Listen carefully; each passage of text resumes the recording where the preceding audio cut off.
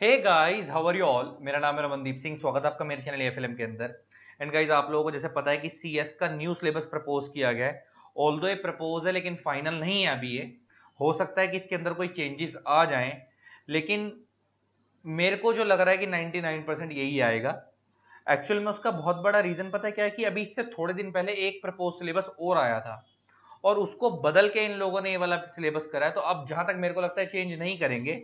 ये full and final और council ने अप्रूव कर दिया। ऑल द इसके ऊपर अभी पब्लिक कमेंट्स मंगवाए हैं इन लोगों ने कि आप लोग अपने कमेंट्स दे सकते हो। उन्होंने नीचे लास्ट में गूगल फॉर्म दिया है कि आप अपने कमेंट सबमिट कर सकते हो अगर आपको इस सिलेबस में कोई चेंज करवाना है तो।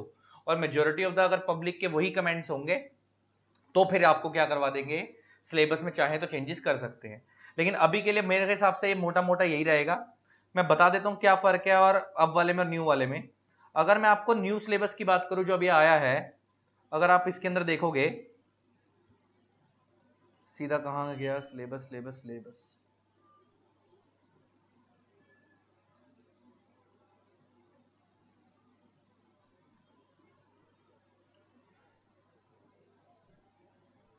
ये रहा देखो। सीएस एग्जीक्यूटिव और सीएस प्रोफेशनल का सिलेबस चेंज हुआ है, सीएस ईईटी का सेम है। अगर मैं आपसे बात करूं तो पहले सीएस एग्जीक्यूटिव के ग्रुप वन के पहले दो ग्रुप होते थे, CS executive group one group two. आज भी दो ही ग्रुप हैं, CS executive group one group two. पहले क्या होता था कि दोनों ग्रुप के अंदर चार चार पेपर होते थे। अब इन्होंने क्या करा है कि ग्रुप वन में तीन पेपर कर दिए चार की जगह, और ग्रुप टू में आज भी चार ही पेपर है। तो देखा जाए तो आपका ओवरऑल में एक पेपर कम हो गया। ओवरऑल में आपके 8 पेपर में से एक पेपर कम हो गया। अब आपको कितने पेपर तैयार करने हैं? 7 पेपर तैयार करने हैं। ग्रुप वन में 3 पेपर एंड ग्रुप टू के अंदर 4 पेपर। अगर मैं आपको बताऊं तो ग्रुप वन में क्या चेंज है मैं तुम्हें बताऊंगा। ग्रुप वन में पहले जो पेपर था जूरिस्प्रूडेंस इंटरप्रिटेशन जनरल, जेआईजीएल बोलते हैं इसको शॉर्ट में, पहले भी यही था आज भी यही है। दूसरा पेपर कंपनी लॉ था, पहले भी यही था आज भी यही, लेकिन कंपनी लॉ का मेरे को लगता है कि थोड़ा सा लेवल इन्होंने अप करा है। देखो यहां पे लिखा है ना, company law principal and concept 60 marks. ये पहले भी था टॉपिक, और ये कंपनी एडमिनिस्ट्रेशन मीटिंग्स, इसमें board meeting, general meeting, share holders की मीटिंग्स, डायरेक्टर्स वगैरह के बारे में था। ये पहले भी था, ये आज भी है। इसमें मेरे को लगता है थोड़ा सा लेवल इन्होंने अप करा होगा। तो ये नीचे वाला पोर्शन 40 मार्क्स का, ऊपर वाला पोर्शन 60 मार्क्स का, दोनों मिला के 100 है। लेकिन कहने की सेंस ये है कि मोटा मोटा by and large paper same होगा, थोड़ा सा लेवल अप होगा। तो ये कंपनी लॉ पहले भी था अब भी है, जेआईजीएल पहले भी था अब भी है। ये दोनों पेपर तो जो पहले थे अब है। तीसरा पेपर जो है ना, बड़ा ध्यान देने वाला है इधर ना। पहले मैं तुम्हें एक बात और बताता हूं। पहले ना इस ग्रुप वन में एक तीसरा पेपर होता था लॉ का, वो होता था setting up of business entities and closure.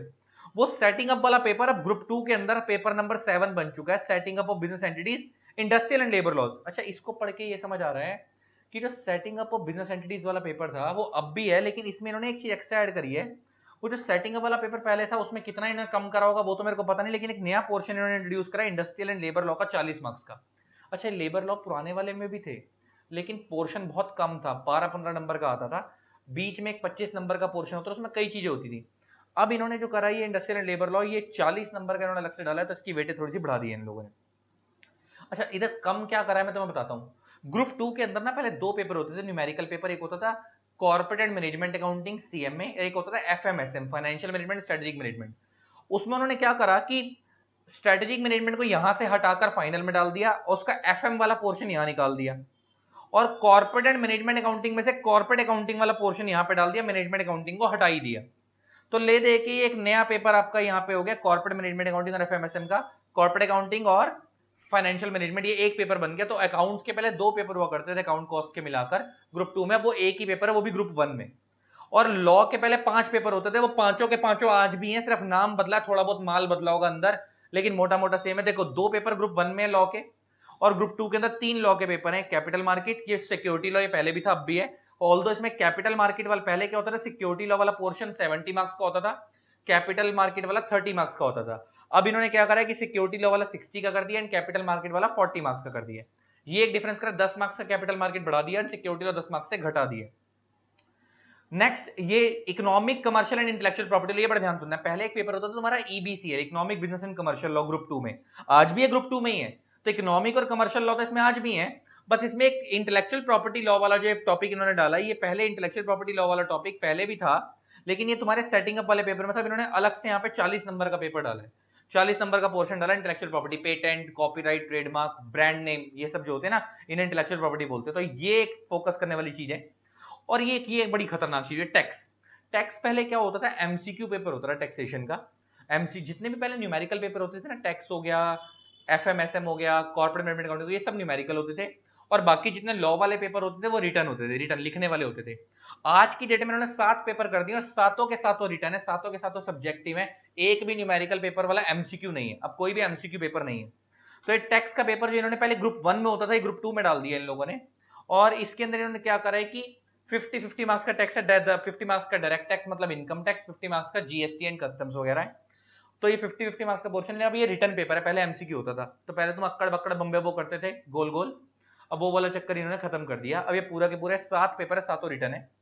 मेरे हिसाब से अगर तुम पूछोगे तो ये बेटर हो गया, बर्डन कम हो गया, एग्जीक्यूटिव के हिसाब से बेटर हो गया, तुम्हारे लोगों का बर्डन कम होगा और इजीली निकाल पाओगे। ऑल्दो लॉ का लेवल थोड़ा अप कर दिया होगा, लेकिन पेपर का बर्डन कम हो गया, तो वो एक फायदा है ना। और जो पेपर इन्होंने कम करा उसका वैसे भी हमारे इतना रोल था नहीं, है ना। और कॉस्ट अकाउंटिंग का हमारे यहाँ कोई खास रोल वैसे भी नहीं होता, कॉर्पोरेट अकाउंटिंग के अंदर ये थोड़ा बहुत कराएंगे और एफएम आपको करा ही रहे हैं। ये आपका ये मेन पेपर है। अच्छा, इसमें जो स्ट्रेटेजिक मैनेजमेंट वाला पोर्शन था वो फाइनल में डल गया, अभी बताऊंगा क्या हुआ है। तो ये आपके 7 पेपर हैं। तो पहले भी 5 लॉ के पेपर थे एग्जीक्यूटिव में, आज भी 5 है। बस फर्क क्या है कि पहले ग्रुप 1 में 3 लॉ होते थे और ग्रुप 2 में 2 लॉ होते थे। अब इन्होंने क्या करा कि ग्रुप 1 में 2 लॉ के पेपर कर दिए और ग्रुप 2 में 3 लॉ के पेपर कर दिए और इंटरनल कंटेंट थोड़ा थोड़ा चेंज करा।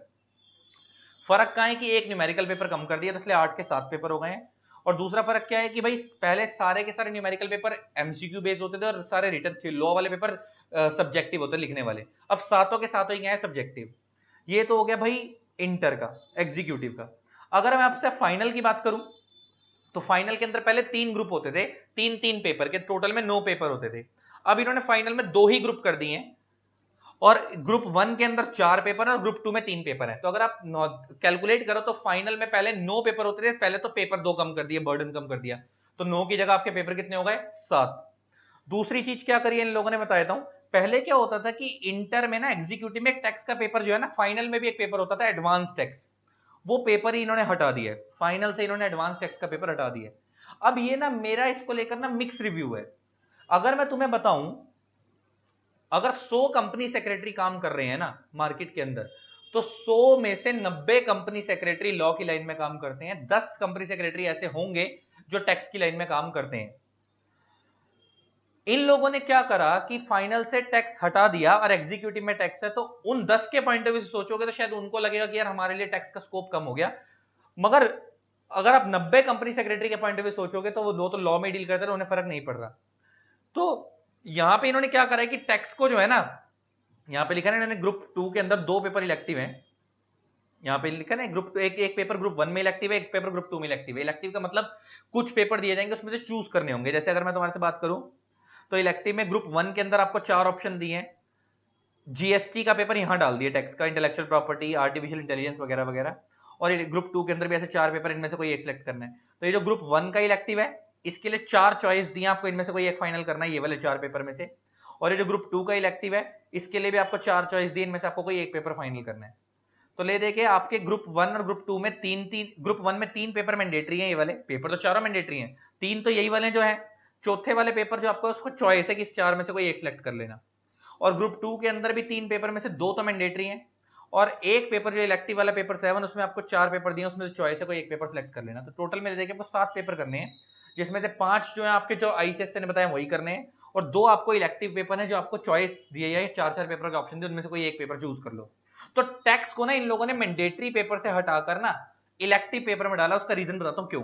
आपको पता है सीए फाइनल वालों ने सीए के अंदर से लॉ हटा दिया और उन्होंने भी क्या करा कि सीए फाइनल, आपको पता है सीए वालों का लॉ कोर नहीं होता, उनका टैक्स कोर होता है, तो उन्होंने लॉ को वहां पे इलेक्टिव डाल दिया। सीए फाइनल वालों ने क्या करा, लॉ के पेपर को मैंडेटरी से इलेक्टिव कर दिया कि सीए फाइनल के अच्छा वहां पे सीए इंटर तक के बच्चे को लॉ पढ़ना मैंडेटरी है, लेकिन सीए फाइनल वाले को लॉ पढ़ना चॉइस है। तो यहां पे इन्होंने कौन सा गलत करा, अगर इस सेंस से देखोगे तो ये हमारी सीएस वालों की लॉ की मेन लाइन है, तो इन लोगों ने यहां पे क्या करा कि भाई टैक्स को यहां पे क्या कर दिया, ऑप्शनल कर दिया, क्योंकि हमारे लिए टैक्स की लाइन नहीं है, आपकी चॉइस है, करना है कर लो, और लॉ मैंडेटरी है। तो अगर आप सीए से कंपेयर करोगे तो हमारे वालों ने भी वही काम करा जो उन्होंने करा है। उन्होंने वहां से फाइनल से लॉ हटाकर ऑप्शनल कर दिया, इंटर में मैंडेटरी है, यहां पे भी इंटर में टैक्स मैंडेटरी है, फाइनल से टैक्स ऑप्शनल कर दिया। क्योंकि उनकी लॉ की लाइन नहीं है सीए वालों की, उनकी टैक्स की लाइन है, इसलिए उन्होंने टैक्स को मैंडेटरी रखा, लॉ को ऑप्शनल करा फाइनल में। हमारे लोगों की लॉ की लाइन है तो हम लोगों ने लॉ को मैंडेटरी रखा, टैक्स को ऑप्शनल कर दिया। हालांकि इतिहास में पहली बार हुआ और सीए में भी इतिहास में पहली बार हुआ है। सीए वालों ने भी आज तक हमेशा लॉ को मैंडेटरी रखा हुआ था फाइनल में, और सीएस वालों ने हमेशा टैक्स को मैंडेटरी रखा हुआ था फाइनल में। पहली बार ऐसा हुआ दोनों इंस्टीट्यूट में कि सीए में सीए फाइनल वालों ने टैक्स लॉ हटाकर ऑप्शनल कर दिया, सीए फाइनल वालों ने चॉइस आपकी करना है करो, नहीं करना ना करो, अदर इलेक्टिव चूज कर सकते हो। सेम यहाँ पे सीएस फाइनल वालों ने भी, यहाँ पे इन्होंने उधर उन्होंने लॉ को करा था, इधर इन्होंने टैक्स को मैंडेटरी की जगह ऑप्शनल कर दिया कि आपकी चॉइस है कि यही वाला पेपर लेना है, कोई ये करना है ये कर लो, दूसरा करना है दूसरा कर लो। ठीक है, तो ये था आपका सिलेबस के बारे में। अच्छा, जितने ओल्ड सिलेबस वाले बच्चे हैं उनको टेंशन लेने की जरूरत नहीं है, अब सर हमारा क्या होगा, हम नया सिलेबस आ गया, हम तो मर गए वगैरह वगैरह। बेटा ये नया सिलेबस अभी तो पहली बात एप्लीकेबल नहीं हुआ, और जब ये नया सिलेबस एप्लीकेबल होगा जून 2023 से, जहां तक मेरी प्रोबेबिलिटी है, और जब ये एप्लीकेबल होगा उसके बाद आप ये चीज मान के चलो कि जब ये एप्लीकेबल होगा तो उसके बाद भी ओल्ड सिलेबस वालों को 3 से 4 अटेम्प्ट मिलेंगे। तुम्हारे लोगों को अभी दिसंबर 2024 तक तो तुम्हारा कहीं नहीं जाता। तो जो बच्चे पहले से तैयारी कर रहे हैं ओल्ड सिलेबस की, वो ओल्ड सिलेबस की तैयारी करते रहो, तुम्हारे लोगों का दिसंबर 2024 तक वही चलता रहेगा। मतलब अभी कितने अटेम्प्ट हो गए, अभी तो 22 चल रहा है, तो अभी 5 अटेम्प्ट तक तो ओल्ड सिलेबस चलेगा, निश्चिंत रहो। तो इतने में अपना निकाल लेना, अगर तुम एग्जीक्यूटिव में एग्जीक्यूटिव निकाल लेना, फाइनल में फाइनल निकाल लेना। और नए वालों का मैंने बता दिया, हालांकि इंटरनल में नए सिलेबस में भी कुछ कुछ चेंजेस हुए हैं फाइनल में, वो इसको इंटरनल चीजें उसको छोड़ दो, वो तो जब करने लगोगे समझ आ ही जाएगा। तो ये था आपका कंटेंट, आई होप आपको वीडियो अच्छी लगी होगी। इसी तरीके से वीडियोस को प्यार देते रहें, keep loving keep supporting, thanks a lot, bye bye, love you all, tata. जिन लोगों ने अभी तक चैनल को सब्सक्राइब नहीं करा सब्सक्राइब कर देना, साथ में बेल आइकन को प्रेस कर देना ताकि आप लोगों को मेरे न्यू वीडियोस की नोटिफिकेशन मिलती रहे। एंड अगर हाँ सीएस की क्लासेस लेनी है तो आप हमारे से ले सकते हो, नीचे नंबर फ्लैश हो रहा है, आप मेरे से व्हाट्सएप पे डिटेल ले सकते हो। एंड गाइस मैंने इसमें एक चीज और नोटिस करी अभी अभी, जैसा आप लोगों को मैंने बताया था ये सजेस्टेड मोड ऑफ एग्जामिनेशन, मैंने तो वीडियो क्लोज कर दी थी, लेकिन मैंने एक बार लास्ट में एक पैराग्राफ पढ़ा तो मैंने कहा ये भी जिक्र कर दूं इसमें, कि अभी मैंने तुम्हारे को बताया था ना कि 100% पेपर अब सब्जेक्टिव हो रहे हैं, पहले जो न्यूमेरिकल पेपर थे वो ऑब्जेक्टिव होते थे, देखो वो तो सब्जेक्टिव हो रहे हैं, देखो लिखा है कि except corporate accounting and financial accounting which is proposed to be 100% descriptive, तो वो तो डिस्क्रिप्टिव हो ही रहे हैं, है ना, प्रपोज टू बी, पहले ये 100% एमसीक्यू थे, अब उनको डिस्क्रिप्टिव करे जा रहा है ना। लेकिन बाकी पेपरों में क्या कर रहे हैं, 80% डिस्क्रिप्टिव कर रहे हैं, 20% एमसीक्यू बेस कर रहे हैं, और वो एमसीक्यू नॉर्मल एमसीक्यू नहीं होंगे, केस स्टडी बेस एमसीक्यू होंगे। देखो क्या कह रहे हैं यहाँ पे, it is propose to introduce combination of both, एक मिनट एक मिनट एक मिनट एक मिनट,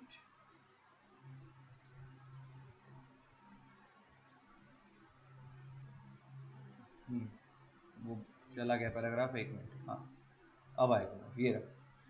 क्या कह रहा है इसके अंदर देखना, नीचे वाले पैराग्राफ में, it is proposed to introduce combination of both 20% case study based MCQ and 80% descriptive at all papers at executive levels, और फाइनल में तो 100% डिस्क्रिप्टिव होगा। वो कह रहा है कि कोई एमसीक्यू होगा ही नहीं, मतलब जैसे अभी लॉ वाले पेपर है अभी हमारे पांचों, भी वो सारे रिटर्न होते हैं ना, 100% डिस्क्रिप्टिव होते हैं, लिखने वाले होते हैं, तो ये कह रहे हैं 100 में से हम 80% डिस्क्रिप्टिव करने की कोशिश, प्रपोज है, अभी फाइनल नहीं है, प्रपोज्ड है, करेंगे। 20% एमसीक्यू इंट्रोड्यूस करेंगे, लेकिन वो एमसीक्यू नॉर्मल एमसीक्यू नहीं होंगे, केस स्टडी बेस्ड एमसीक्यू होंगे। और वो कॉर्पोरेट अकाउंटिंग और फाइनेंशियल मैनेजमेंट जो पहले मैंने तुम्हारे को बताया एमसीक्यू होता था, अब उसको 100% डिस्क्रिप्टिव वाला लिखने वाला पेपर बनाने का प्रपोजल रख रहे हैं। अब ये होगा या नहीं होगा वो तो इंस्टीट्यूट पे डिपेंड करता है, और बाकी लोगों के जो फीडबैक है उस पर डिपेंड करता है। मैंने तुम्हारे को बताया ही था कि लोगों से इन्होंने क्या मांगे, सजेशंस मांगे, नीचे गूगल फॉर्म का लिंक दिया इन लोगों ने, इनकी वेबसाइट से आके फॉर्म फिल कर दो, और ये फॉर्म तुम्हें दिखा भी देता हूँ कैसा है, ये रहा, है ना। अपनी ईमेल आईडी डालो, अपना नेम डालो, अपना मेंबरशिप नंबर या रजिस्ट्रेशन नंबर, मेंबरशिप नंबर तो क्वालिफाइड लोग डालेंगे, तुम तो डालोगे नहीं, तुम तो स्टूडेंट हो, है ना। अपना कॉन्टैक्ट नंबर डालो और अपने सजेशंस दे दो जो आप देना चाहते हो। क्या रहा है जी, company secretaries are expected to have expertise in the fields of corporate economic laws, legal interpretations, drafting, capital market etcetera, and are capable of establishing and supporting policy, compliance, strategic governance, legal, managerial, secretarial requirements, etc. तो कह रहा है mainly हम लोग इस चीज में deal करते हैं, तो इसी के हिसाब से उन्होंने कोर्स डिजाइन करा, लेकिन स्टिल आप अगर अपने कोई कमेंट्स रखना चाहते हो तो इनके पास रख दो, ठीक है ना। तो ये एक एक्स्ट्रा चीज थी, ये लिंक आपको इन्हीं की वेबसाइट से मिल जाएगा, मैंने तुम्हारे को दिखाई दिया है ना, ये मैंने यहाँ से निकाला है ICSI साइट पे जाकर, नोटिफिकेशन वाले कॉलम से, इनवाइटिंग कमेंट सेकंड वाले कॉलम से, है ना, यहाँ से। चलो थैंक्स अ लॉट बाबा, ये यहाँ से निकाला था लेटेस्ट ICSI से, लव यू ऑल, टाटा।